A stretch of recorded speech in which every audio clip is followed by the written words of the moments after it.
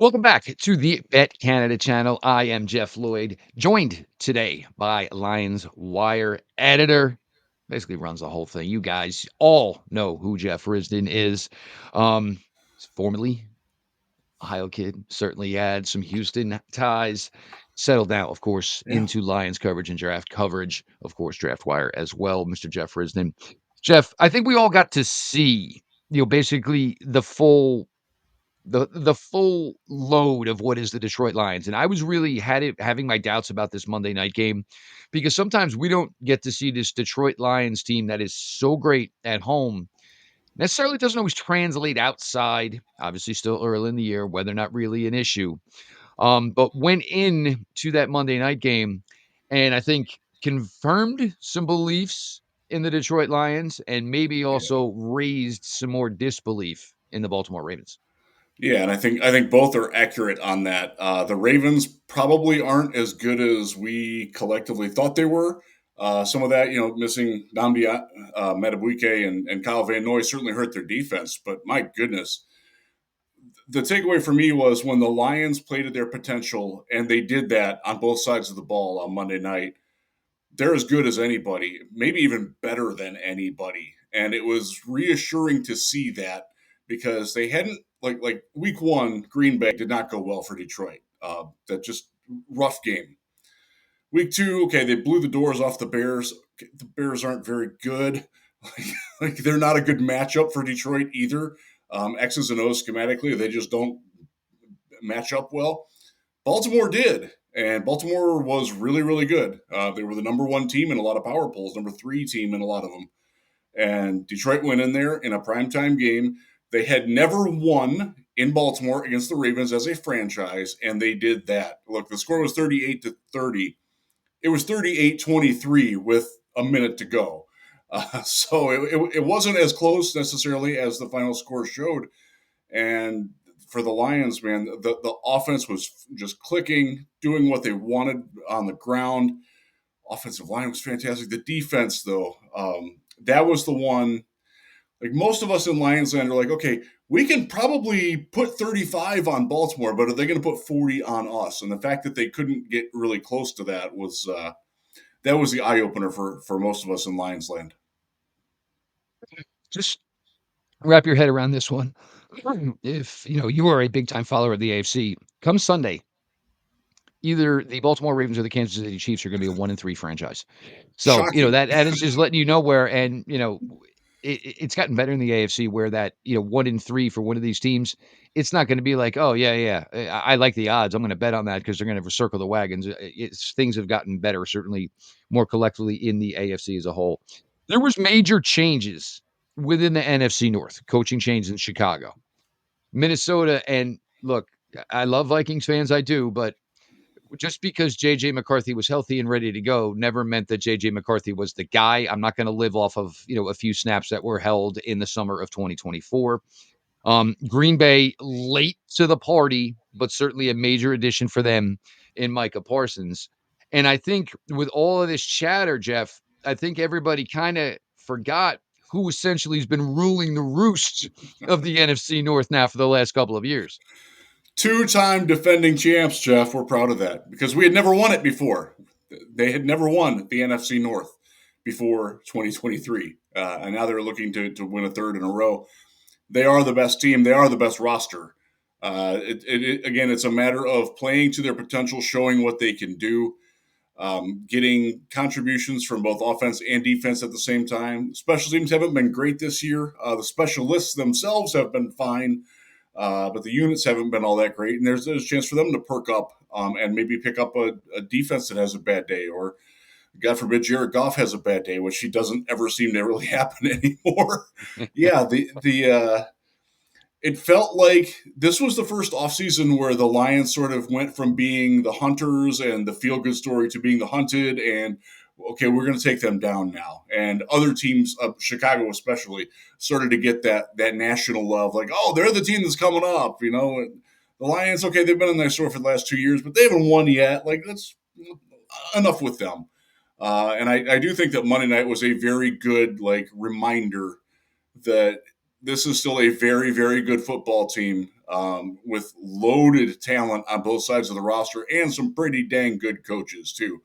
And for one of the big things that I really was happy about Monday night was the defensive coordinator Kelvin Shepard, who I love, uh, really stepped up and earned a lot of national praise. And John Morton, the offensive coordinator, like all off season, all the national narrative was, oh, they'll never survive without Ben Johnson. They can't run that offense without him. Well, they're running plays that it's Dan Campbell, y'all. It's Dan Campbell.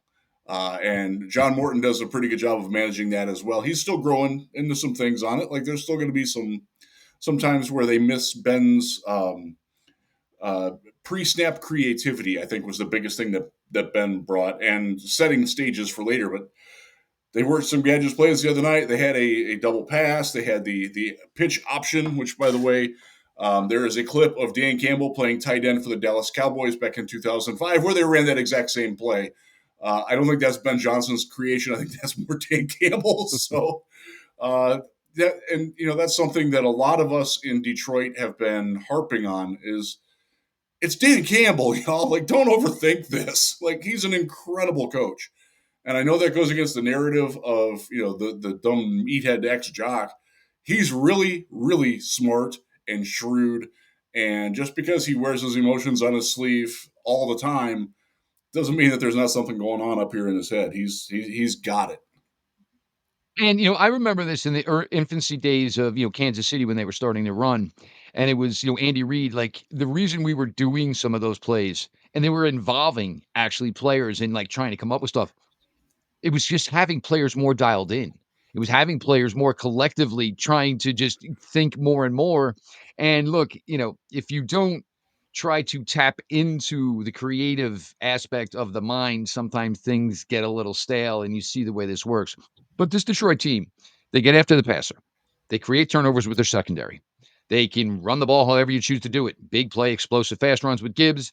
David Montgomery, kind of a Derrick Henry light type of runner. They can pressure Mm-hmm. pass 3rd and 7 with Amon St. Brown. You can chunk pass with Jamison Williams. It is a really exciting product for this team overall. Now, you get a matchup this week and with the Cleveland Browns. And this is the thing I think for teams is, hey, I think I want the Browns now as opposed to weeks 1, 2, 3, because at least I got 3 weeks of film to go through and say, hey, well, maybe I can find something here that other teams didn't tap into. Because the way the NFL is, most of the time, we're just better than them. We're not going to go the extra mile. And no, their guys are not going to do that against our guys. Well, the Browns Yeah. defense has essentially put that out there now for 3 weeks. And the Browns guy in me certainly scared to death of the potential of this Lions offense because there's just so many ways it can go bad and go bad quickly. Because the Lions, and I said this on a video the other day, they can just blitzkrieg you. I mean, all of a Yes, sudden, they can. it's 15 minutes of real time, but it could be 17 points, and it just goes by that quick. A field goal, touchdown, turnover, touchdown, and the next thing you don't know what in the world happened against this team. The balance from this team, completely on the offensive side of the ball, and from front to back, certainly on the defensive side of the ball, it's what you strive for. It's what you achieve for. Because even if you don't hit on everything, if you hit on most of it, it should result in a W week in and week out. Yeah, and the ability to go out and outscore anybody, whether it's Baltimore or Green Bay, they've beaten Kansas City twice. They have that potential, and again, Jared Goff is the epicenter of it all. He is in control, in command. He's so adept at finding the best matchup and mismatch on every single play, pre snap and post snap. Don't blitz him because he will find where the hole is every time. He is one of those rare quarterbacks that's better against the blitz than he's not. It doesn't probably shake out statistically that way, but it sure feels that way when he's playing. Ask Minnesota about that because they've been on the wrong end of that a couple of times now. They're and you bring up all the assets. Sam Laporte is a dang good tight end. Like there's depth too. Isaac Teslav, fantastic rookie, high end potential down the road. Khalif Raymond, very speedy, effective, and one of the things that all the guys do, they all block. And the Ravens found out the hard way that the Lions receivers and tight ends block their butts off. And that was not something that Baltimore was ready for. And just in looking at what the Browns have done, Green Bay does that a little bit. Cincinnati, I don't even know if their receivers have heard the word block. It's just one of those things where this is a different element. I'm fascinated by the chess match because, as you know, Jeff, I'm a huge Jim Schwartz fan. I think he's a great defensive coordinator. Myles Garrett is the best player on the planet, regardless of position. I don't have any problem at all saying that. They've got some interesting pieces around him. I like that Browns defense a lot. They are going to be a really good challenge, and I'm curious to see how that plays out because that's a very good defense that has stopped good offenses. But this is a different style of offense than what they've seen with the ability to run, with the line playing the way that it is, with the young guards and Tate Ratledge and Christian Mahogany playing great football now after a really, really rough opening week. Penei Sewell just had the highest run block grade ever from PFF against Baltimore. I think the Lions are pretty loaded, and that's going to be a great challenge for Cleveland if they can hold this Lions team to, let's say, 4 scores, whether that's 4 touchdowns or 2 touchdowns, 2 field goals. That's probably going to be considered a success. Yeah, I was trying to come up with a final score prediction, and I think I kinda, generally went with kinda like a 24 to maybe 16. I don't know how sold I am, honestly, on that 16 per Yeah, se, that's the hard and part. yes, and I would like this matchup certainly better because as I opened with, I think, Detroit, something kinda gets lost getting out of the building and going to the outside, but this game will be in Detroit, so obviously that certainly just assists the Lions, and which has become, and it's funny to even say, for, guys who are older like us, and he brought up Kelvin Shepherd, and guys like Jeff and myself remember evaluating Kelvin Shepherd out of LSU Yes. back in the day. And here we are talking about him running a defense, which, just shows that age comes and it comes quickly. Now, the thing for the Browns is you're in this weird situation where you really got to play Flacco due to the fact that you're in it. And certainly with the way Baltimore's going and the fact that they could be 1-3, that certainly could extend the leash, so to speak, on Joe Flacco. Me personally, if you said to me, "Can Dylan Gabriel give you the same type of production?" I would probably say yes. Flacco's kinda out there, kinda like a coach in training, because there's guys and a lot of young guys who don't necessarily know where they're supposed to be just yet, and Joe's kinda like the dad, "No, that's your school bus, get over there, that's your bus lane, son, get over there." But right now, and maybe there's a chance Joe can pick it up, and he did speak this week on he can't really take the gambles he thinks are there because he realizes that the margin of error is so slim. If he does take the gamble, it could cost him the game.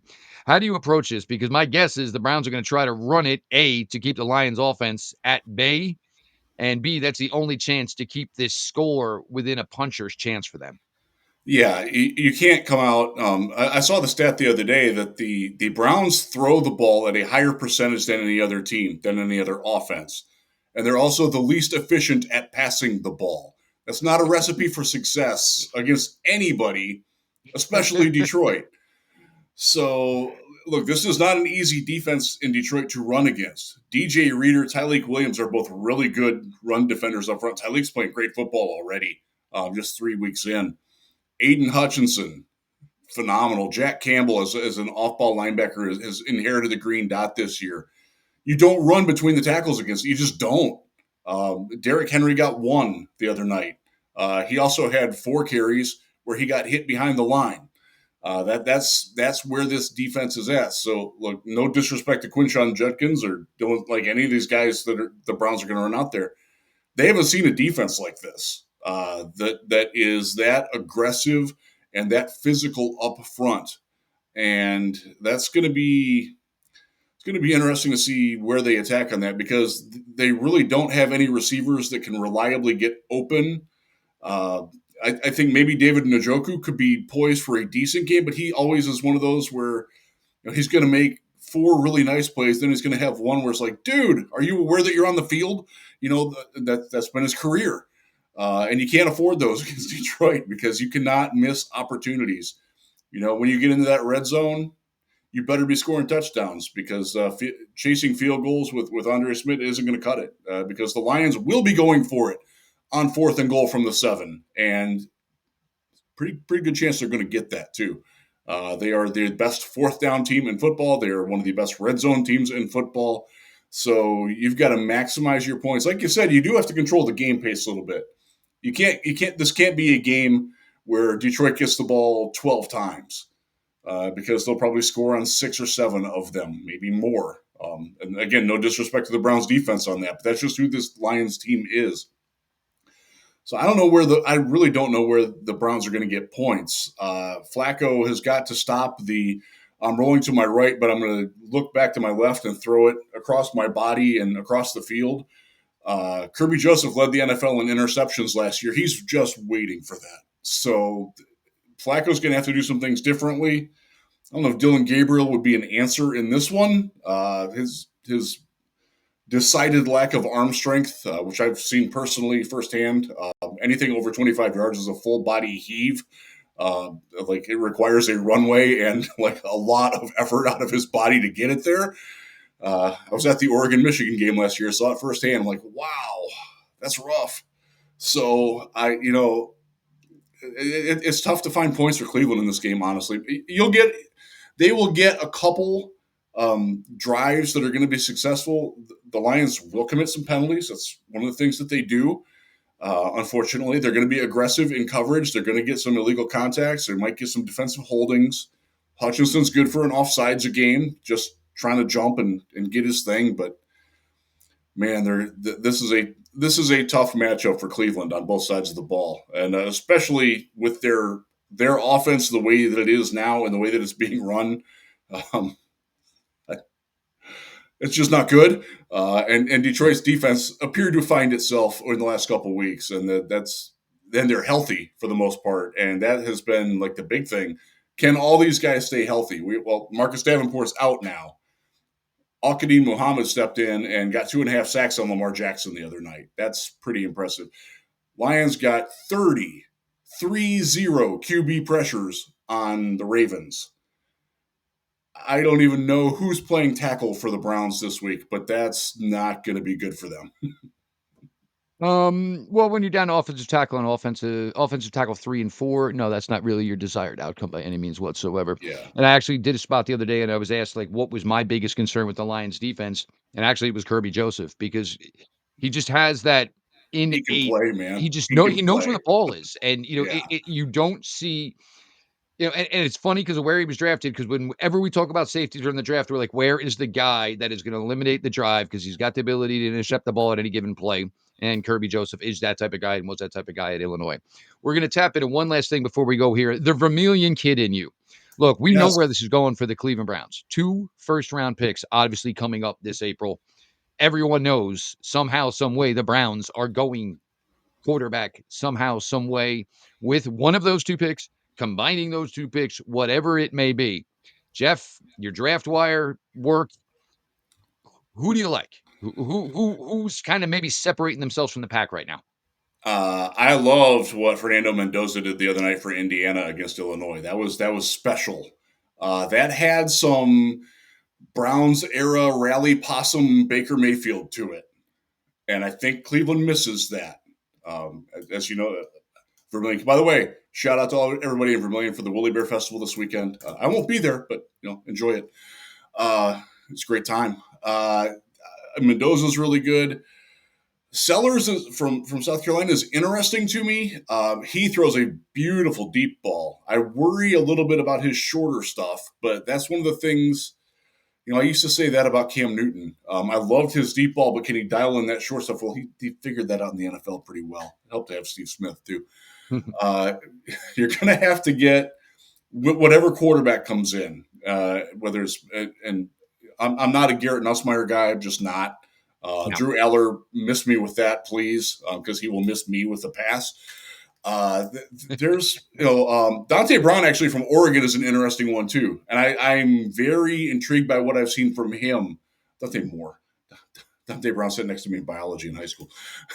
He's a very interesting player. I don't know if he's going to come out yet, but the tape that he's put down is like, all right, you have my attention. So it's still pretty early on that. But there are quarterbacks to be had in this one, but you're gonna have to get an alpha dog wide receiver at some point too, and it's tough to get both in the same draft. It can be done, but and this doesn't look like a great year for wide receivers.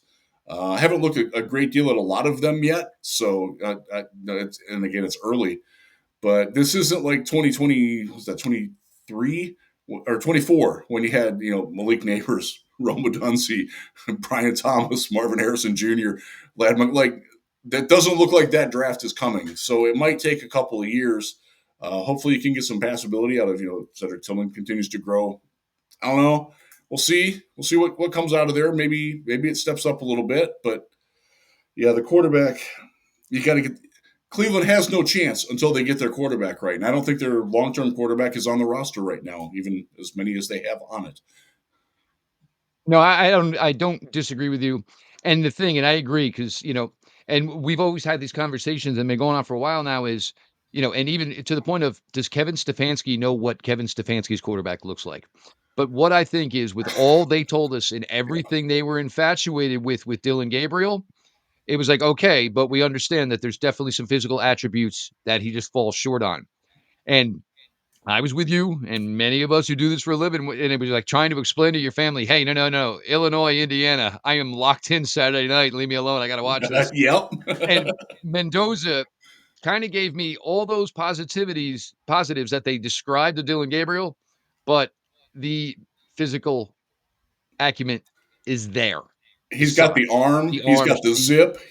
He's got calm feet. He's got a ball presence placement. Yeah. about him. Yeah, that's what you and just knowing what Kevin Stefanski wants, it sure looked like that is what he wants from that game. And by the way, he's done that a couple times this year. Now I know they played. I think it was Sacramento State was the first game that I watched, which was like, okay, all right, they're a team, but doing against a top 10 defense in Illinois that has some NFL dudes on it, that really made a good impression on me. Yeah, and and it's funny that you brought up Dante Moore, because same time slot this week, Oregon, Penn State, and everybody's trying to bill this as the Drew Alar night. Well, if this doesn't go very well for Drew I'm not Alar, ready this for really that. could turn into the Dante Moore night, and all of a Yeah, sudden things could drastically change in the quarterback talks. Jeff Risdon obviously does a fantastic job of covering the Detroit Lions, a fantastic job covering the NFL draft as well. Lions, week one, a little bit of a snoozer. Lions are starting to pick it up, and the Detroit Lions are reminding everybody in the NFC North just, in fact, who they are. I'm Jeff Lloyd. This is the BetCanada channel. Make sure you like the video. Make sure you subscribe to the channel, and we will talk to you all next time.